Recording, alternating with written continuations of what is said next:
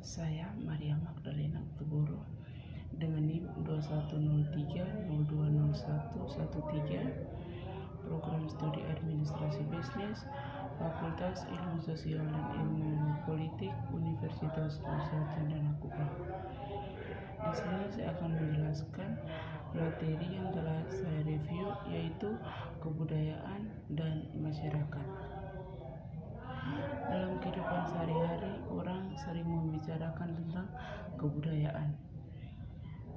Di dalam kehidupan sehari-hari tersebut, kebudayaan tidak terlepas dari masyarakat.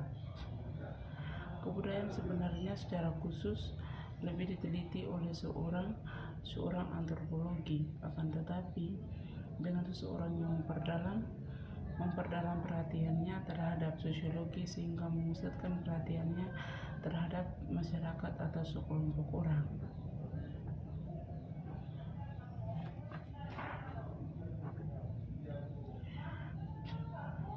Herkovtis memandang kebudayaan sebagai sesuatu yang super organik karena kebudayaannya turun-temurun dari generasi ke generasi, tetap hidup terus-menerus. Walaupun orang-orang yang menjadi anggota masyarakat tersebut senantiasa silih berganti disebabkan kematian dan kelahiran yang berikut. Kata kebudayaan berasal dari bahasa Sanskerta, yaitu budaya, yang merupakan bentuk jamak dari budi yang berarti budi atau akal, dan kebudayaan diartikan sebagai hal-hal yang bersangkutan dengan budi atau akal. Kebudayaan adalah kompleks yang mencakup pengetahuan, kepercayaan, kesenian, moral, hukum, adat istiadat, dan lain kemampuan serta kebiasaan-kebiasaan yang didapatkan oleh manusia sebagai anggota masyarakat yang berbudaya. Menurut Selo Sumarjan dan Suleman Sumardi, merumuskan bahwa kebudayaan adalah semua hasil karya, ras, dan cipta masyarakat.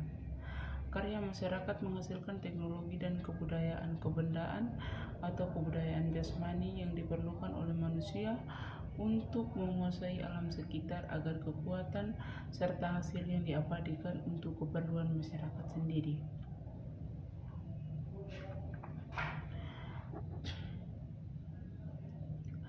Fungsi kebudayaan bagi masyarakat.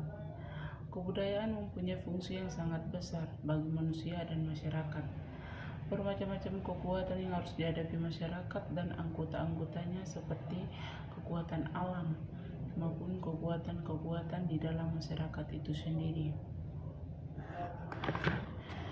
Hasil karya dari masyarakat melahirkan teknologi atau kebudayaan kebendaan yang mempunyai kegunaan utama bagi masyarakat terhadap lingkungan, yaitu teknologi pada hakikatnya meliputi paling sedikit 7 unsur. Yang pertama, alat-alat produktif, yang kedua senjata, yang ketiga wadah, yang keempat makanan dan minuman, dan yang kelima pakaian dan perhiasan, keenam tempat perlindungan dan perumahan, dan yang ketujuh alat-alat transportasi. Dalam tindakan untuk melindungi diri terhadap lingkungan alam, pada taraf permulaan manusia bersikap menyerah dan semata-mata bertindak dalam batas-batas untuk melindungi dirinya sendiri. Keadaan berlainan dengan masyarakat yang sudah kompleks, yang taraf kebudayaan lebih tinggi. Hasil karya manusia tersebut juga, yaitu teknologi, memberikan kemungkinan yang sangat luas bagi masyarakat yang berbudaya.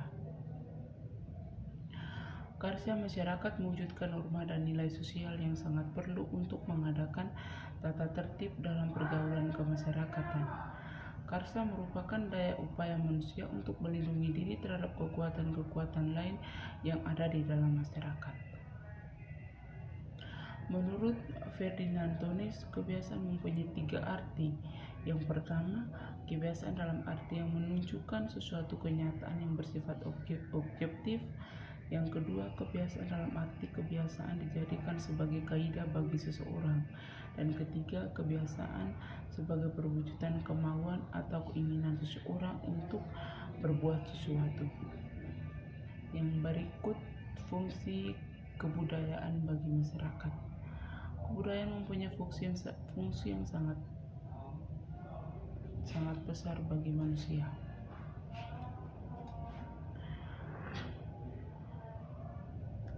Yang berikut kaidah-kaidah kebudayaan. Secara sosiologis dapat dibatasi pada 4 hal kaidah-kaidah. Yang pertama, kaidah yang digunakan secara luas dalam suatu kelompok manusia tertentu. Yang kedua, kekuasaan yang memperlakukan kaidah-kaidah tersebut. Yang ketiga, unsur-unsur formal kaidah. Dan keempat, hubungan dengan ketentuan hidup lainnya. Sifat hakikat kebudayaan. Walaupun setiap masyarakat mempunyai kebudayaan yang saling berbeda satu dengan yang lain, tetapi setiap kebudayaan mempunyai sifat hakikat yang berlaku umum bagi semua kebudayaan dimanapun juga. Sifat hakikat kebudayaan sebagai berikut. Yang pertama, kebudayaan terwujud dan tersalurkan lewat perilaku manusia. Yang kedua, kebudayaan telah ada terlebih dahulu mendahului lahirnya suatu generasi tertentu dan tidak akan mati dengan habisnya usia generasi yang bersangkutan. Yang ketiga, kebudayaan diperlukan oleh manusia dan diwujudkan tingkah lakunya. Dan yang keempat, kebudayaan mencakup aturan-aturan yang berisikan kewajiban serta tindakan-tindakan yang diterima maupun ditolak, dilarang maupun tidak dilarang serta diizinkan.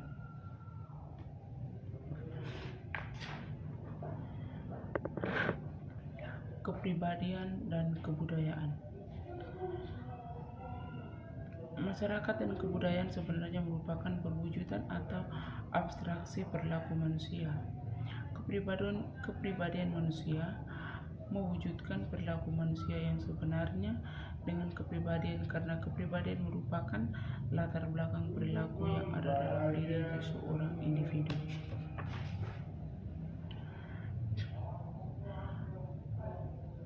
Kepribadian merupakan organisasi faktor-faktor biologis, psikologis, dan sosiologis yang mendasari perilaku individu seseorang. Faktor-faktor biologis dapat mempengaruhi kepribadian secara langsung. Misalnya, seorang mempunyai badan yang lemah dapat mempunyai sifat rendah diri yang besar. Beberapa faktor biologis yang penting adalah sistem syaraf, watak seksual, proses pendewasaan, tujuan kelainan-kelainan biologis yang lain. Tipe-tipe kebudayaan khusus yang nyata mempengaruhi bentuk kepribadian. Yang pertama, kebudayaan khusus atas dasar faktor kedaerahan. Yang kedua, cara hidup di kota dan di desa yang berbeda. Yang ketiga, kebudayaan khusus kelas sosial. Dan keempat, kebudayaan khusus atas dasar agama. Kelima, kebudayaan berdasarkan profesi. Dari pernyataan 5 di atas bahwa pengaruh kebudayaan terhadap pembentukan kepribadian akan, tetapi dalam perkembangan pembentukan kepribadian tersebut tidak hanya kebudayaan yang memainkan peranan pokok, tetapi organisme biologis seseorang, lingkungan alam, dan sosialnya juga memberi arah kepada masyarakat yang berbudaya. Yang berikut, gerak kebudayaan. Gerak kebudayaan adalah gerak manusia yang hidup di dalam masyarakat yang menjadi wadah kebudayaan. Hubungan dengan manusia lainnya artinya terjadinya hubungan antar kelompok manusia di dalam masyarakat. Akulturasi terjadi bila suatu kelompok manusia dengan kebudayaan yang tertentu dihadapkan pada unsur-unsur suatu kebudayaan asing yang berbeda sedemikian rupa sehingga unsur-unsur kebudayaan asing itu lambat laun dapat diterima dan diolah ke dalam kebudayaan sendiri tanpa menyebabkan hilangnya kepribadian kebudayaan yang sudah sejak lama dibangun. Proses akulturasi dalam sejarah kemanusiaan telah terjadi dalam masa-masa silam. Masyarakat hidup bertetangga dengan masyarakat yang lainnya, antara mereka terjadi hubungan-hubungan dan dalam lapangan perdagangan.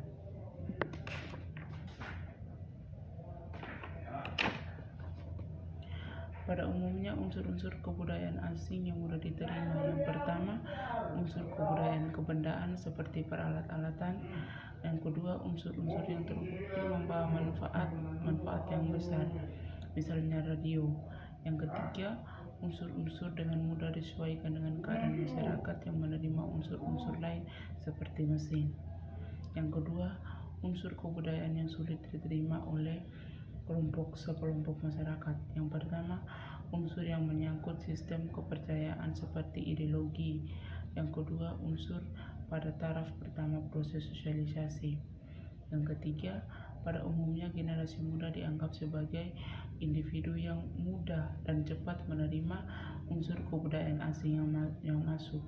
Sedangkan generasi tua dianggap kolot karena sukar menerima perubahan-perubahan baru yang masuk. Yang keempat, suatu masyarakat yang terkena proses akulturasi selalu ada kelompok individu yang sukar sekali atau bahkan tak dapat menyesuaikan diri dengan perubahan yang terjadi dalam sekelompok masyarakat budaya tersebut. Proses akulturasi berjalan dengan baik dapat menghasilkan integrasi antar unsur kebudayaan asing dengan unsur kebudayaan sendiri sangatlah baik. Terima kasih.